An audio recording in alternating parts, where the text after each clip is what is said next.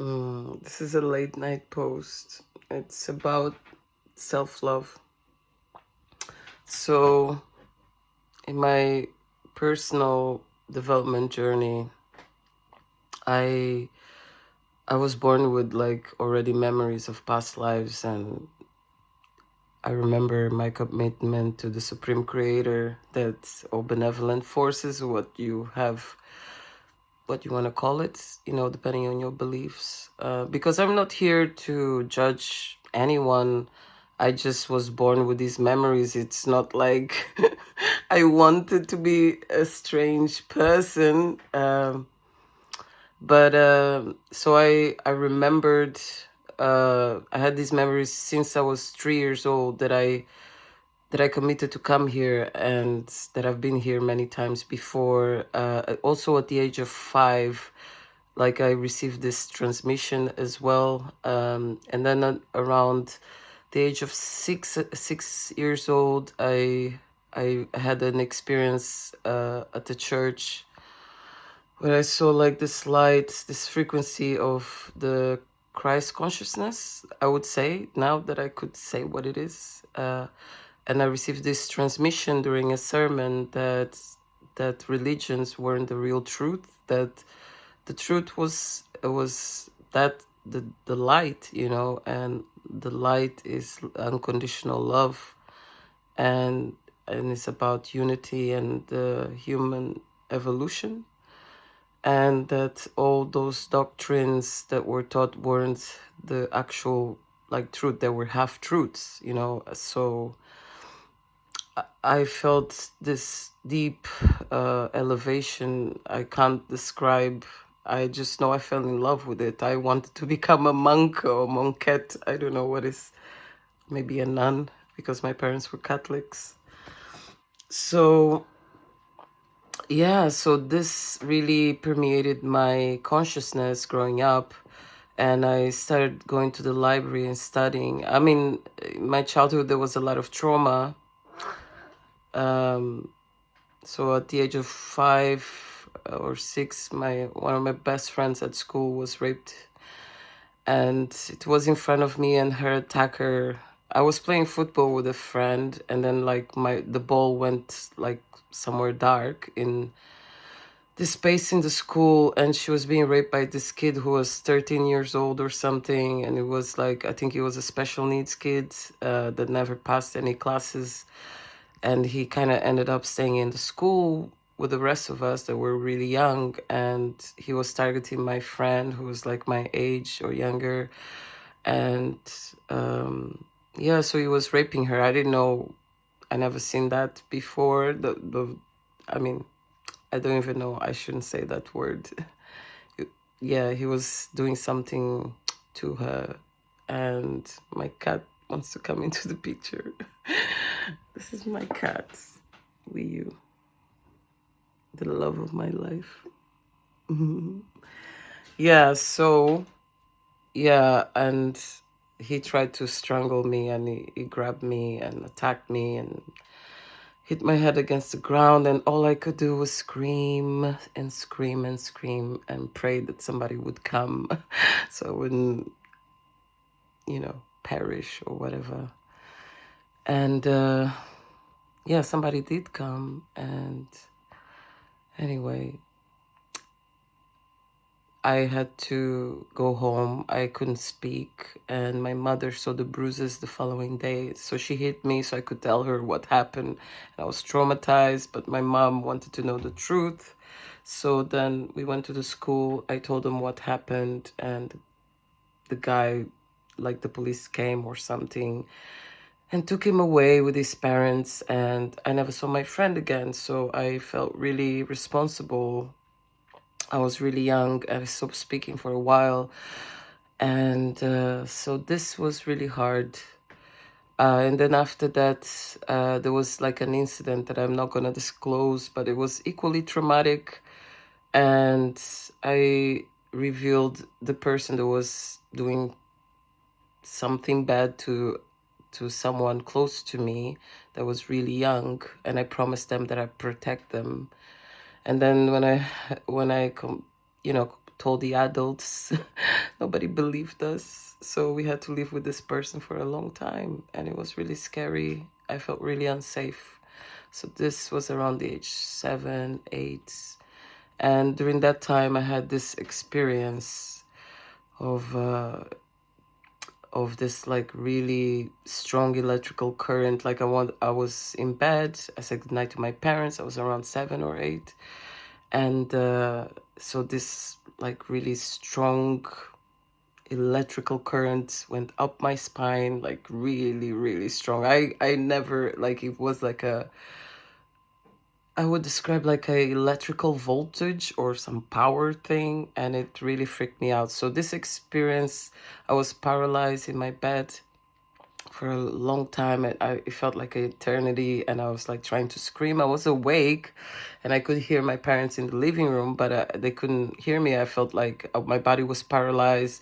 I could move my eyes, but I couldn't move my head, so I couldn't see what was behind me, or it was just horrible. And this happened, this like electrical current, it visited me as an adult as well, like about 4 times maybe, like, I think. And I became obsessed with science and research and learning all the modalities I could. I just spent my life researching everything about neuroscience, metaphysics, and psychology, mythology, just everything. And phenomena. So at the age of, I believe, 19, I had a spiritual experience. I was visited by this light in my dream that told me to go to a place. And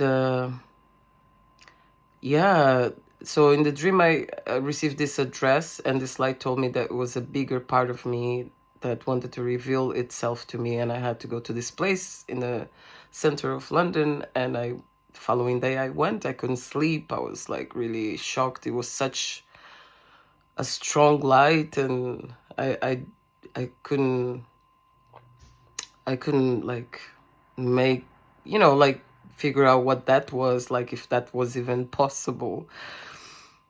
And like when I was younger, I used to have dreams that I was like working with a group of priests exorcising demons, which was bizarre. And I really was, I remember during my childhood I had so many of those dreams, and they were really real, like they seemed so real and vivid. And I developed insomnia because of not wanting to dream, or precognitive dreams that I couldn't understand. So I became more like a researcher. And yeah. So anyway, so I went to this place and I it was closed. They told me to come back at 7, and it was a Quakers friends meeting house or something. So I went there. I asked a friend to join me, and it ended up being just a meditation group, that was meeting up, and it was like a Sahaja yoga meditation group. So I went there, and they did this meditation. They had a talk. I came home. The following day, I was in a state of samadhi, like slash nirvana, and experiencing ecstatic bliss and meditating, and just in sublime, like trance of this beautiful, orgasmic, ecstatic, heavenly energy. It was just this beautiful, divine energy, and I was in complete peace. And this experience like lasted for a long time. I had a boyfriend at the time. I think I had a video production company then, like my own company. And so I was really shocked at my change. Like I became a vegetarian overnight. I could see people's auras. All my psychic gifts came out. It was really bizarre. So I was, I've always been intuitive, but I tried to mask it and hide it. And yeah, so during that period, my boyfriend was really accepting of me and what was happening. And I was studying to become a life coach. yeah, and I told my life coach what happened, and she advised me to go to a healer that she knew personally. She really helped me to ground that energy, and she told me I was going through a Kundalini awakening that probably started earlier, and I just kind of became more self-aware of what was going on, and da da da da da. And I started studying with spiritual teachers, and so I went to the Brahma Kumaris teachings, and then I spent some time with the Hare Krishna people, and then I met this teacher called Maharishi, which was really good. And then so this was like from 1920s, 30s. Then I learned from, I got initiated into transcendental meditation as well. And then I met more teachers, more spiritual teachers. So I had a long line of teachers, because these experiences would come and go. They would last about 3 months, that I would feel like sublime peace and unity with the divine, and I wouldn't leave my house. I was just like, wow. And lots of downloads. And then after the 3 months, I would experience lots of releases, like emotional wounds from the collective, my own ancestral things. It was just purging, really. So it was like really strong purges. So I did a lot of yoga and meditation, and I studied lots of personal development things to find out how I could ground that energy, and just learn to be, in function. So I spent a lot of time working in mental health, because I wanted to understand the mind. So I used to run poetry groups for schizophrenic men and women, and I did a lot of outreach work, community work. I worked with the homeless. So I spent a lot of time with broken people to understand the mind and the soul, and the things I was integrating from the times I was learning from spiritual teachers, and also working on myself, because if I cleared the wounds, I would feel more released and more integrated. So my spiritual evolution and personal development evolution was mostly driven by those events, because probably if they didn't happen, I wouldn't have searched for answers or tried to work on myself. So I became really acutely aware of the law of karma and the cause and effect, because once that stuff happens to you, you become really aware how the vibration you bring to situations and your perspective and perception can affect you. So I met this teacher that really helped me, because I was experiencing these really strong headaches after this samadhi experiences as well, in the purging. So this teacher told me that I had like ancestral trauma that I had to release, that was connected to my development, but that I was enlightened, and that I had to clear that wound. So I started focusing more on learning somatic trauma, emotional detox, and I became very interested in tantra, because I had a boyfriend, and I ended up learning about tantra and how healing it could be, and also can accelerate the release of trauma and wounds, of course.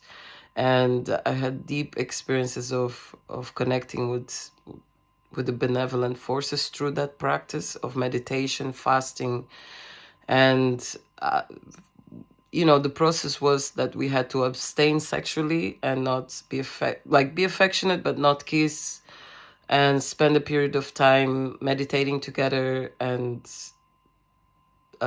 fasting. And at the time he did Tai Chi and I did yoga, so we kind of combined all of that practice, and then then we became intimate, and it was really amazing, the energies. And you can use the sexual alchemy with your consciousness, and move the energy around and heal yourself and experience deep orgasmic states. So I was really interested in Tantra because I've always had multiple orgasms, just like from eating food, just randomly. I know it's strange. So, so this helped me understand my own energy, like becoming a tantric practitioner and a sexual development educator really assisted me in understanding the chemistry in my body and spiritually what was happening with me. So yeah, so I wanted to share this because all through all those experiences and when you're going through the spiritual awakening, all the times that I saw that light, and even when there were scary experiences like acknowledging my gifts and things like that, it was the Supreme Creator teaching me, if you want to call it universe, God, Jesus, whatever. But that all stemmed from that, and I deeply believe whatever you're going through in life, and I've been through really difficult, dark tunnels, they made me more resilient. They made me more resourceful. I became more self-aware of my gifts. I became more humbled and less egoic. I actually, those dark times motivated me to grow.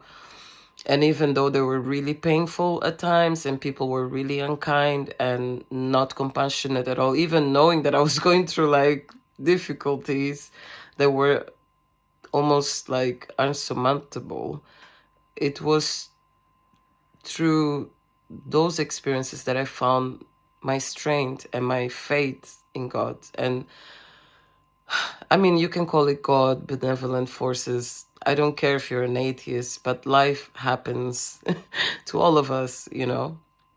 And I met lots of people who had it even tougher than me, people that lost all their family in one day, and people that have been abused for years and years, and stripped out of everything they owned. So I spent a lot of time working with broken people to understand, how I could assist others, even though I was going through all that pain. And I'm not even describing half of it here. So, yeah, so just remember to keep going. You're not alone. There's always someone that has it worse than you, and you can't even imagine because a lot of the struggles, it just happens in silence. Things like DV and, being abused, or just going through addiction, or, just having a narcissistic family, or people that don't support you or support your dreams, can be really isolating. Or being bullied at work when you're going through shit. Because during those times, there was a time I was really targeted by someone, and the very people at work I said that, they started bullying me. Can you imagine? Because they felt threatened by me. And to some extent, I just wanted to share that, I know that there's people with really low self-worth and they're broken and damaged. And those very people, when you're going through traumatic experiences, they're the very people that can be like really the most horrible.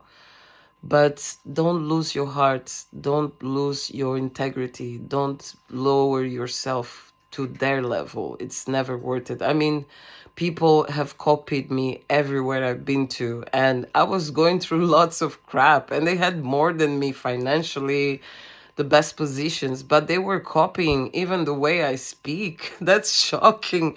And, I understand that it's so hard to make sense of the spiritual journey or human evolution and the events of the world, but trust that there is always answers within you. Do not succumb to lower yourself and your standards and your ethics and your morals. That's all you have got, because we don't know what other people are going through, but we don't have to play as low as them. And if they're broken and you can't deal with them, keep away from them. Like jealous people, people that copy you, it's a compliment, don't get me wrong, but try to connect with people that inspire you, people that have values, people that are consistent, that have ethics, and practice anything that makes you feel better, like get to know yourself, empower yourself. And, after everything I've been through, and that's really what I want to share, that even though the things that happened to me could have broken me and make me a lesser human, it's never the way I want to go down. If I had to recall my life, I'm not gonna lie to you and say it was easy, but I rather find my true self, and truth seeking and working on yourself. It doesn't have to be done militantly. I've done that before as well. Don't get me wrong. I was like hanging out with Buddhists and monks and, doing yoga every day, fasting all the time because I didn't understand what was happening, what was that light, why I was having all those dreams and my psychic gifts. Even during the time I had like I do really accurate readings. I'm not showing off, but I was really frightened of my gifts because I came from a religious background. So I went to the School of Psychic Studies, and I was hoping that they would help me to figure out my gifts, even to remove them. I don't know. I was really desperate because I was a bit frightened of how accurate they were, and I was concerned that the people became so codependent. If I gave a reading, they would become really codependent. So I went there, and like my teacher, like we used to do exercises and I was always accurate because I think I have like remote viewing ability. I think we all have gifts, don't get me wrong, but we all have intuition, and it's how much you work on those gifts that they can expand. If you don't work on yourself, you won't know your gifts. If you don't work on your wounds, you won't unlock your gifts. That's it. It requires work, because with great power comes great responsibility, and because you can hurt people with those gifts. So you have to be really cautious, and you have to I mean, that's why the universe makes it that way. So yeah, so I was like, my teachers were afraid of me because I was really accurate, and they were asking me, who do you work with? What do you work with? And I was like, with Jesus and Archangel Michael and the universal intelligence. That's it. Like, that's how I plug in. It's like, is there something I'm doing wrong? And they didn't believe me. They were just treated me like I was a strange person. They just didn't know like how I could be like that. But I guess like what I'm trying to say is that it was the benevolent forces that got me through everything. I'm not gonna lie to you. I went to lots of people to help me, and I got very little help. Nobody could help me. It was really isolating, and I was scared a lot of the times, but a lot of the times it was fun too. And I met really beautiful human beings that really truly inspired me, but they lost lots of things and they went through lots of challenges. These were like embodied Christs. And that's what we all have to be. We all have to be the embodiment of Christ. We all have to become the Neo.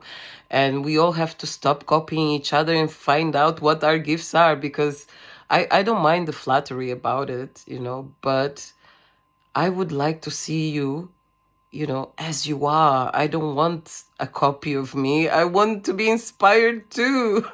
And I'm not making all this stuff up, to make anyone do anything that they don't want to do. But please, before I leave this earth, it would be so nice that at least 70%, let's say 50% of us would become the embodiment of the Christ frequency, or become better humans than what we are. I know it's hard. I know it's not easy to trust yourself. Like yesterday, I had the deep desire to create this rap song, and I haven't written for a while, and I was like, what is going on? But I just went with it, and it was so much fun. I laughed at myself so much, I'm telling you. And every time I was like writing the words and singing them, some of the words would make me laugh for like half an hour or more. And I had to delete so many recordings. But it was so much fun. It was so much fun. And I had fun all by myself. Like, that's so cool. And like when you go through all these things and these challenges. It's also, the journey is not always boring when you're healing yourself. There'll be ups and downs, there'll be good days and bad days, just like normal days. It's better than sedating yourself and calling yourself names, you know. And I've seen so many wonderful creators here in this platform and other platforms. I'm so inspired by them, and I always share the love because we all need people that inspire us, and genuine people are the best. I'm not putting down all the other people, or that become triggered with jealousy. I get that, but my mom used to beat us up all the time, so I wasn't allowed to feel jealous of anyone. So that was like really beat down to my throat, that if I see someone that inspires me, I just want to like look at that energy and magnetize it and ask myself, what is this person teaching me? Like, what is this feeling like showing me? What should I focus on?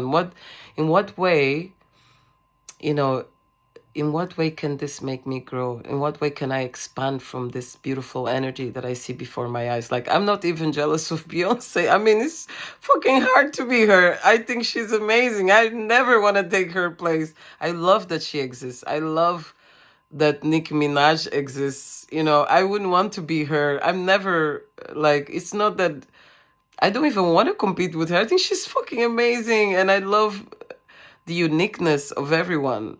Like, don't you? Why would you want to copy them? Like, why would you be so desperate to become something you're not? Because I can act like I used to direct films, and it's different if you're playing a role. But then if you go through life playing a role, you'll miss out on who you really are. And I could sit here and quote lots of books because I'm a bookworm, but it's not about that. Like, I learned some lessons from books, but I want to formulate my own sentences, even if they're not grammatically correct. Maybe I'll be quoted in history of being like, oh, that person that makes their own sentences. But at least, yeah, I'm one of them, you know? And, so I really hope you discover who you are, because we need more genuine people. We need more people that discover their rare gifts. And if you are compelled to go on your spiritual journey, you know, remember, this is like, you are a hero. You're a hero working on yourself. You're working on your garden that the divine has given you. You're working on a blank canvas. Or maybe it has been tarnished with some things from your ancestors and your family, but you can recreate yourself, and just remember that you're super unique and you're a treasure to be discovered. And guess who is going to discover it? You are going to be the captain of your ship. And, if you really believe and you have faith, you could move mountains for someone, even for yourself. So I'll leave you with those thoughts. Mwah.